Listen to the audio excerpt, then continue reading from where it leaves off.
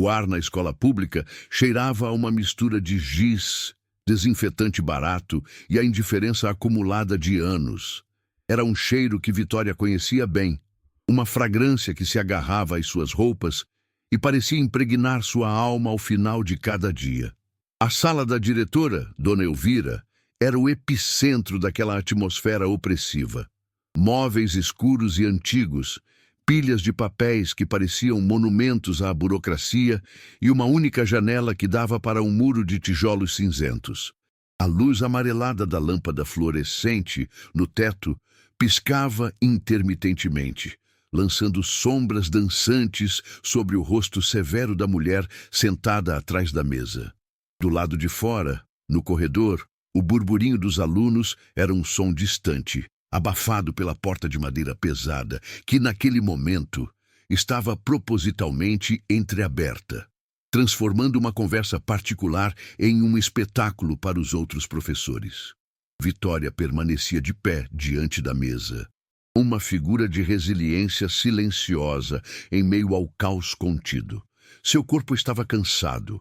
A jornada dupla de ser professora e a única guardiã de seu sobrinho, Enzo, cobrava seu preço em olheiras sutis e em uma tensão quase imperceptível em seus ombros. Vestia uma calça jeans simples e uma blusa de algodão, roupas práticas que contrastavam com o tailleur impecável da diretora. Seus olhos, no entanto, não demonstravam submissão. Havia neles a exaustão de quem luta batalhas diárias, mas também a firmeza inabalável de quem sabe exatamente pelo que luta. Ela segurava a alça de sua bolsa com uma força contida, o único sinal externo da tempestade que se formava dentro dela enquanto aguardava a sentença por seus 15 minutos de atraso. Não é a primeira vez, Vitória.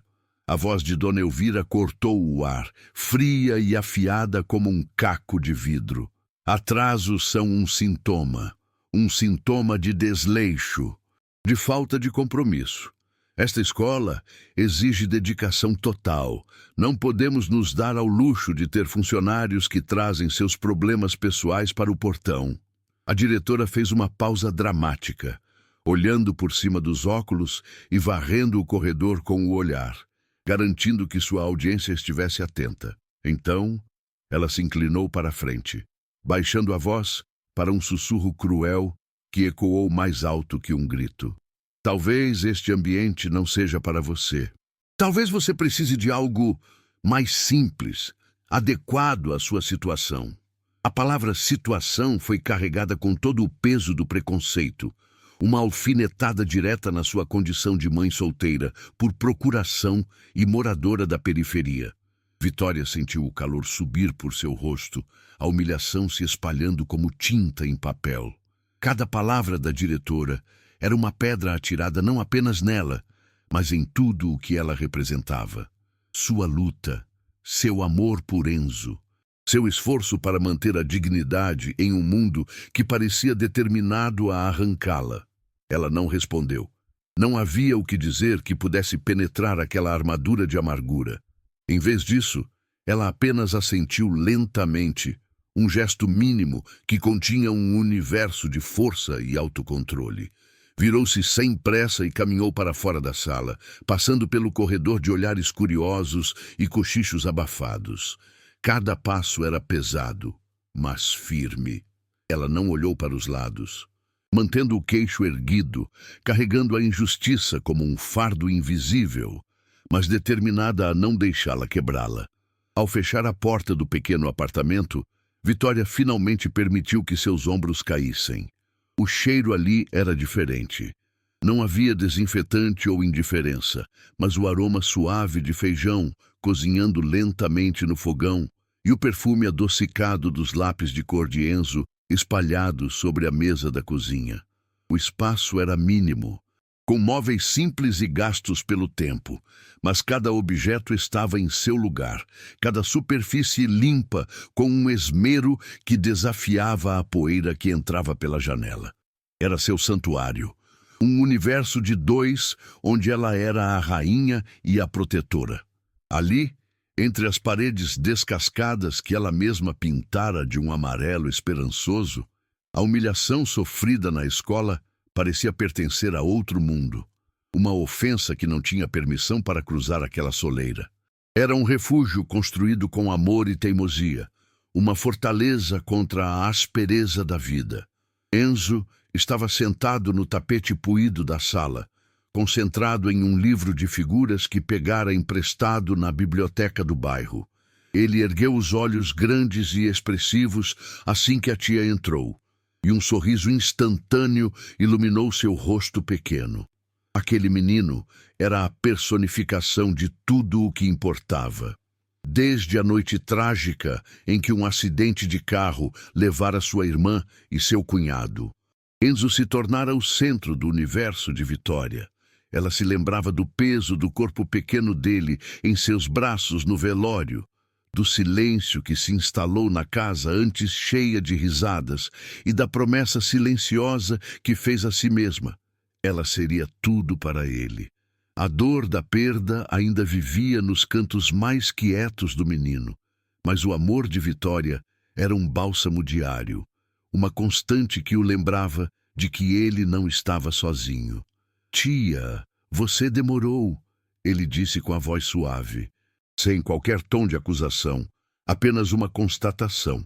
Vitória forçou um sorriso, deixando a bolsa pesada no chão e se ajoelhando para ficar à sua altura. "Tive uma reunião longa na escola, meu amor, mas agora estou aqui. O que você está lendo de tão interessante?" Ela passou os dedos pelos cabelos dele, um gesto que era tanto um carinho para ele quanto uma forma de se ancorar. O contato com a pureza de Enzo era o que a curava das feridas do dia. Ele imediatamente começou a tagarelar sobre dinossauros e vulcões, e por alguns minutos Vitória conseguiu esquecer a voz cortante de Dona Elvira e o peso dos olhares de seus colegas. Naquele chão, cercada de desenhos e histórias, ela era apenas a tia do Enzo, e isso era o suficiente. Por fora, ela era uma fortaleza, a mulher que enfrentava filas, burocracias e preconceitos com a cabeça erguida. Mas por dentro, quando a noite caía e Enzo já estava dormindo, a solidão a visitava como uma velha conhecida. O medo era seu companheiro constante. O medo de não ter dinheiro suficiente para o aluguel, o medo de Enzo ficar doente, o medo de não ser uma guardiã boa o suficiente. A humilhação daquele dia na escola não era apenas sobre um atraso, era sobre ter sua competência e sua dignidade questionadas, sobre ser julgada por uma situação que ela não escolheu, mas que abraçou com toda a sua força. Ela se sentia sobrecarregada, exausta até a alma. E a pergunta que a assombrava nas madrugadas silenciosas era sempre a mesma: até quando ela aguentaria? A rotina era sua aliada e sua prisão. Acordar antes do sol, preparar o café, levar Enzo para a creche anexa à sua escola, dar aulas para turmas superlotadas, buscar Enzo, fazer o jantar, ajudar na lição de casa, arrumar a casa e desmaiar na cama, apenas para repetir tudo no dia seguinte. Os fins de semana eram para colocar a vida em ordem, lavar roupas, fazer compras. Não havia espaço para si mesma, para um café com uma amiga ou um momento de silêncio que não fosse preenchido pela preocupação. Ela via outras mulheres de sua idade saindo, namorando, construindo suas próprias vidas, e sentia uma pontada de uma vida que ela talvez nunca tivesse. Mas então, ela olhava para o sorriso de Enzo e a culpa a invadia. Ele era sua vida, e não havia nada mais importante no mundo. A injustiça que Vitória sofreu é um reflexo de tantas outras batalhas silenciosas que pessoas comuns enfrentam todos os dias, apenas por tentarem fazer o seu melhor. É por histórias como a dela que continuamos aqui. Se a jornada de Vitória também te toca, considere se inscrever para nos ajudar a dar voz a mais pessoas que merecem ser ouvidas. Cada inscrição é um lembrete de que não estamos sozinhos em nossas lutas e que a dignidade sempre prevalece. A força dela merece ser compartilhada, e sua ajuda torna isso possível. permitindo que mais relatos de superação alcancem quem mais precisa de esperança. Sua participação nos fortalece para continuar essa missão de contar histórias que importam e que transformam o nosso olhar sobre o mundo. Naquele sábado, o sol brilhava com uma generosidade rara, e Vitória decidiu que eles mereciam uma pausa. Foram ao parque público do bairro. Um pedaço de grama e algumas árvores que serviam de oásis em meio ao concreto. Enzo corria feliz com uma pipa colorida que eles haviam feito juntos, com varetas de bambu e papel de seda. Era um momento de pura alegria. Um daqueles instantes perfeitos que Vitória guardava no coração para os dias difíceis. O riso de Enzo ecoava pelo parque enquanto a pipa dançava no céu. Um ponto vibrante de cor contra o azul pálido. Por um instante, Vitória se sentiu leve, livre do peso do mundo. Ela observava o sobrinho com um amor que transbordava, sentindo uma gratidão imensa por aquele pequeno milagre em sua vida. Então, o inesperado aconteceu. Uma rajada de vento mais forte fez Enzo perder o controle da linha, e a pipa mergulhou, enroscando-se nos galhos mais altos de uma árvore frondosa. A alegria do menino se desfez em um instante. Seus ombros caíram e seus olhos se encheram de lágrimas enquanto ele olhava para seu brinquedo preso, inalcançável. Vitória correu até ele, abraçou-o e prometeu que daria um jeito. Ela tentou pular, tentou sacudir os galhos mais baixos, mas foi inútil. A frustração de não conseguir resolver aquele problema tão pequeno, mas tão grande para Enzo, espelhava sua sensação de impotência em outras áreas de sua vida. Foi nesse momento de desamparo que uma voz calma e gentil soou atrás deles. "Precisa de uma ajuda aí?" Vitória se virou e viu um homem que parecia deslocado naquele cenário. Ele vestia roupas casuais, mas de uma qualidade que se destacava. Tinha um sorriso amigável e olhos que transmitiam uma calma genuína. Era Carlos. Sem esperar uma resposta, ele analisou a situação com a seriedade de um engenheiro resolvendo um grande problema. Pediu licença. Encontrou um galho longo e seco no chão e, com uma habilidade surpreendente, conseguiu cutucar a pipa até que ela se soltasse e flutuasse suavemente até o chão.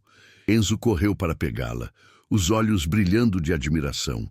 Vitória, acostumada a ser invisível e a resolver tudo sozinha, ficou completamente desarmada. A gentileza desinteressada daquele estranho, a forma como ele validou a tristeza de uma criança, a atingiu em um lugar profundo que ela mantinha trancado. Carlos não foi embora depois de sua boa ação. Ele se agachou para falar com Enzo, elogiando sua pipa e perguntando seu nome. A conexão entre os dois foi imediata. Enzo, que geralmente era tímido com estranhos, mostrou a ele os desenhos em seu brinquedo e contou sobre suas cores favoritas. Carlos ouvia com uma atenção que encantou Vitória. Ele então se levantou, olhou para ela e disse: "Ele é um menino incrível. Você fez um ótimo trabalho." O elogio simples a pegou de surpresa. Ninguém nunca lhe dizia isso. Pouco depois, ele apareceu com 3 sorvetes e eles se sentaram na grama, conversando como se já se conhecessem. Ao se despedir, Carlos a convidou para um passeio no fim de semana seguinte, talvez em um parque maior, com mais espaço para a pipa voar. A primeira reação de Vitória foi recusar. Desconfiança era seu mecanismo de defesa. Mas então, ela olhou para Enzo, que observava Carlos se afastar com um olhar esperançoso. Ela percebeu que aquele convite não era apenas para ela, era para proporcionar a Enzo um momento de felicidade. A presença de uma figura masculina positiva que era tão ausente em sua vida. Aquele pequeno sim era um ato de coragem, um salto de fé no desconhecido. Acompanhar essa transformação é o que nos move. E se inscrever no canal é a forma mais bonita de garantir que outras jornadas de superação possam ser contadas. Era uma chance, e ela decidiu, por Enzo, arriscar. Ela aceitou, sentindo um misto de medo e uma faísca de esperança que não sentia há muito tempo. Nos dias que se seguiram, a dúvida a assombrou. O que um homem como ele veria em alguém como eu? Ela se perguntava, enquanto lavava a louça à noite. A diferença social entre eles era um abismo que parecia intransponível. Ela morava na periferia, contava moedas no fim do mês, ele claramente pertencia a outro mundo. O medo de se envolver, de se machucar e, pior, de expor Enzo a uma decepção era paralisante. Na escola, a situação piorou. Uma colega a viu conversando com Carlos ao telefone durante o intervalo e a fofoca se espalhou como fogo. Os sussurros a seguiam pelos corredores. Olhares maldosos e comentários venenosos sobre ela ser uma interesseira. Aquelas palavras eram como sal em feridas abertas, reforçando todas as suas inseguranças e tornando o peso em seus ombros ainda mais insuportável. O ponto de ruptura chegou em uma reunião de pais e mestres. Dona Elvira, com um sorriso venenoso nos lábios, decidiu usar Vitória como exemplo de profissionalismo falho. Diante de pais e colegas, ela discorreu sobre a importância da pontualidade e do compromisso inabalável, olhando diretamente para Vitória, ao mencionar como problemas pessoais não poderiam servir de muleta para a incompetência. A humilhação foi cirúrgica, pública e devastadora. Vitória sentiu o ar lhe faltar, o sangue gelar em suas veias. Ela não chorou, não gritou. Manteve a postura, mas algo dentro dela se partiu de forma irrevogável. Ao final da reunião, enquanto todos se dispersavam, ela caminhou até a mesa da diretora. Colocou suas chaves e o diário de classe sobre a madeira polida e disse, com a voz firme e baixa, "Eu me demito." Não houve mais nada a ser dito. Ela se virou e saiu daquela escola para sempre, sentindo um misto aterrorizante de liberdade e fracasso. O caminho para casa foi um borrão. Os sons da cidade, os ônibus passando, as pessoas em seu trajeto diário, tudo parecia distante, como se ela estivesse dentro de uma bolha de silêncio e pânico. A realidade a atingiu com a força de um soco no estômago quando abriu a porta do apartamento. Enzo estava na mesinha, desenhando, e o cheiro de comida aquecida pairava no ar. Aquele era o mundo que ela precisava proteger, e ela acabara de dinamitar seu único pilar de sustentação. O que ela diria a ele? Como pagaria o aluguel no próximo mês? O desespero a envolveu, frio e sufocante. Ela se sentou no sofá, sentindo-se a maior fraude do mundo. Uma professora que não conseguiu suportar a pressão, uma guardiã que havia colocado em risco a segurança de seu bem mais precioso por um ato de orgulho ferido. Ela se sentia um fracasso completo, uma farsa. Naquela noite, em um estado de desespero absoluto, ela confessou tudo a Carlos. As palavras saíram atropeladas, encharcadas de lágrimas que ela não conseguia mais conter. Contou sobre a humilhação, sobre a demissão impulsiva e sobre o medo avassalador que a consumia. "Eu não sei se consigo, Carlos," ela sussurrou, a voz embargada pela dor. "Eu tenho tanto medo de falhar com o Enzo, de não conseguir dar a ele o futuro que ele merece, a vida que os pais dele sonharam para ele." Carlos a ouviu em silêncio, sua presença uma âncora em meio à tempestade. Ele não ofereceu soluções fáceis ou palavras vazias de consolo. Apenas segurou sua mão, permitindo que ela colocasse para fora toda a angústia, validando sua dor com o poder de sua escuta empática e seu olhar que dizia, sem palavras, que ela não estava sozinha naquela luta. Quando as lágrimas finalmente cessaram, ele a levantou com delicadeza. "Vem comigo," disse ele em voz baixa. Ele a guiou para fora do prédio, para a rua silenciosa e mal iluminada. Parado em frente ao portão, estava um carro simples, mas novo, brilhando sob a luz amarelada do poste. Carlos colocou a chave na palma da mão dela E o metal frio foi um choque contra sua pele quente. Isto não é um presente para te comprar, Vitória. É uma ferramenta, é liberdade para você procurar um trabalho que te respeite, onde não te humilhem. É segurança para levar o Enzo ao médico no meio da noite sem depender de ônibus ou favor. É o meu jeito de dizer que eu não estou apenas com você, eu estou investindo em nós, na nossa família. A palavra nós ecoou no ar da noite, carregada de um significado que transcendia tudo. Vitória olhou da chave para o rosto dele, e as comportas de sua alma se abriram. Ela desabou em um choro diferente, um choro de alívio, de gratidão, de um reconhecimento tão profundo que doía. Não era pelo carro, mas pelo que ele representava. Era a primeira vez em sua vida que alguém a via de verdade, que enxergava sua luta e, em vez de julgá-la, oferecia não uma esmola, mas um alicerce. A barreira interna que a fazia acreditar que não era digna de ajuda, que precisava carregar o mundo sozinha, simplesmente se desfez. Naquele instante, sob as estrelas tímidas da periferia, ela entendeu que o amor de Carlos era real, construtivo e incondicional. Eles não eram mais duas pessoas se conhecendo, eram parceiros de vida. O vínculo entre eles se solidificou ali, transformando-se em um compromisso de apoio mútuo que nenhuma dificuldade poderia quebrar. O casamento deles não aconteceu em um salão luxuoso ou com uma lista de convidados extensa, mas em um pequeno jardim nos fundos da casa que agora compartilhavam, um espaço que eles mesmos haviam cultivado. A cerimônia foi um reflexo de sua jornada, íntima, sincera e cheia de um significado que apenas os mais próximos poderiam compreender.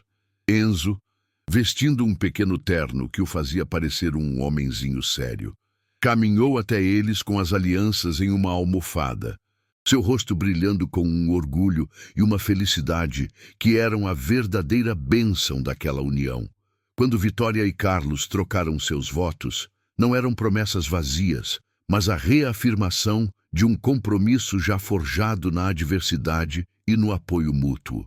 Naquele momento, sob o céu azul e cercados pelo perfume das flores, eles não eram mais indivíduos lutando sozinhos. Eram uma família, completa e inabalável. A liberdade que o carro representava não foi usada para fugir, mas para construir. Com o incentivo de Carlos e sua própria expertise, Vitória transformou um sonho antigo em realidade. Ela abriu um pequeno centro de reforço escolar em seu antigo bairro, um lugar chamado Sementes do Saber. O espaço era simples, pintado com cores vibrantes e decorado com os desenhos das próprias crianças, mas era rico em algo que a antiga escola de Vitória jamais teve: respeito e dedicação genuína.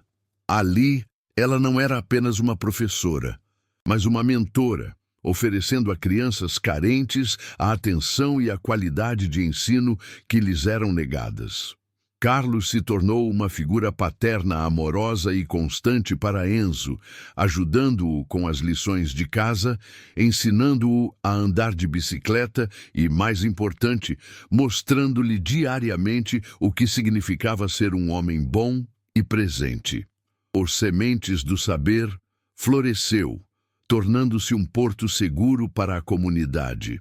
Mães e pais confiavam em Vitória não apenas para ensinar seus filhos, mas para inspirá-los. A história dela e de Carlos se espalhou silenciosamente, não como uma fofoca, mas como uma lenda local sobre como a bondade poderia gerar frutos inesperados. Vitória finalmente entendeu que sua força não residia em carregar todos os fardos sozinha, mas em sua capacidade de construir pontes e aceitar o amor que lhe era oferecido. Carlos, por sua vez, descobriu uma forma de felicidade que o dinheiro jamais poderia comprar, uma satisfação profunda encontrada no propósito compartilhado e na construção de um legado de impacto real. Eles haviam curado um ao outro, e agora, juntos, ajudavam a curar um pequeno pedaço do mundo ao seu redor.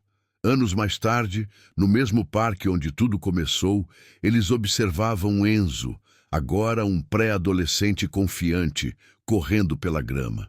Uma menininha por perto chorava porque sua pipa havia ficado presa na mesma árvore de antes. Sem hesitar, Enzo se aproximou dela, com a mesma calma e seriedade que Carlos havia demonstrado anos atrás, e com paciência ajudou-a a recuperar seu brinquedo. A jornada de Vitória é a prova viva de que um único ato de gentileza pode ecoar por gerações. É para que mais sementes como essa possam ser plantadas que contamos histórias como a dela. Se você acredita no poder transformador do amor e da dignidade, inscreva-se em nosso canal e nos ajude a garantir que a esperança sempre encontre um caminho para voar ainda mais alto.